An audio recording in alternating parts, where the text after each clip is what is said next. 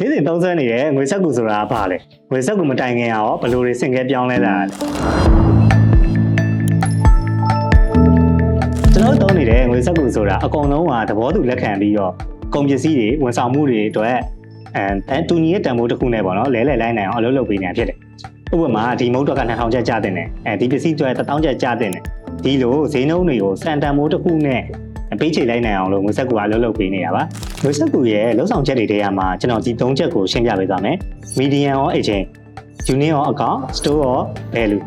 median ရော exchange ငွေစက်ကူကရောင်းသူနဲ့ဝယ်သူကြားမှာလူတိုင်းလက်ခံတဲ့ဂျားကန်ပစ္စည်းတစ်ခုဖြစ်ဆောင်ရွက်ပေးတယ်ဒါကြောင့်ဘာသာစနစ်မှာကြုံရလေးရှိတဲ့မိမိလိုချင်တဲ့ပစ္စည်းနဲ့တစ်ဖက်လူလိုချင်တဲ့ပစ္စည်းထပ်တူကြားရမယ်အခက်အခဲကိုသူကဖြေရှင်းပေးတယ် unit ရော account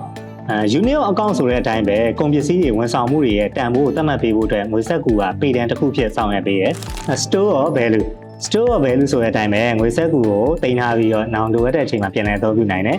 အချိန်ဒီဘယ်လောက်ပဲကြာသူ့ရဲ့ဝယ်ယူနိုင်တဲ့စွမ်းအားပေါ့နော် purchasing power က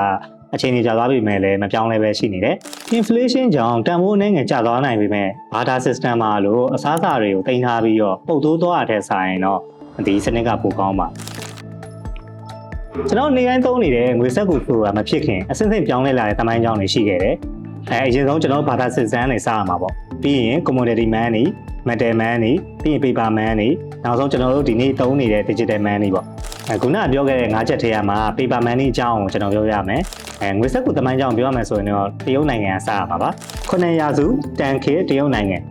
ကုန်သည်တွေကတက်ထုတင်ကားတွေကိုအများပြားသက်ဆောင်ရခြင်းမှာကင်းဝေးစေဖို့ flying cash လို့ခေါ်တဲ့အကျွေးစာရွက်တွေကိုစပြီးတော့သုံးလာခဲ့ပေါ့နော်ပြီးတော့17ရာစုစောင့်ခေတ်ကိုရောက်တဲ့အခါမှာတော့ဒီငွေကြေးအဖြစ်အသုံးပြုရမယ်ကြေးပြားတွေကမလုံလောက်လို့ဂျာအိုစီလို့ခေါ်တဲ့ပထမဆုံးအစိုးရထုတ်ငွေစက်ကူတွေကိုစပြီးတော့ထုတ်ဝေခဲ့တယ်73ရာစုယွမ်ခေတ်ကိုရောက်တဲ့အခါမှာတော့မာကိုပိုလိုရဲ့ခီးသွားမှတ်တမ်းတွေကနေသစင်ဒီတရုတ်နိုင်ငံမှာပေါ့နော်မဲဘယ်ရီပင်ခောက်ကိုအခြေခံပြီးတော့ဒီငွေစက်ကူအသုံးပြုနေမှုကိုဥရောပမှာတည်လာခဲ့တယ်19ရာစုဥရောပမှာတော့ပထမဆုံးဗန်ထုတ်ငွေစက်ကူကို Bank of Stockholm ကနေထုတ်ပေးခဲ့တယ်18ရာစုကနေ20ရာစုမှာတော့ဒီအစိုးရတွေကနေပြီးတော့ငွေစက်ကူကိုရွှေနဲ့လဲလှယ်နိုင်တဲ့ Gold Standard စနစ်ကိုကမ္ဘာအနှံ့မှာလက်ခံပြီးတော့အသုံးပြုလာခဲ့တယ်1981ခုနှစ်ရောက်တဲ့အခါမှာတော့အမေရိကန်နိုင်ငံကဒေါ်လာကိုရွှေနဲ့ဓာတ်ရိုက်လဲလှယ်နိုင်တဲ့စနစ်ကိုရပ်ဆိုင်းလိုက်ပြီးတော့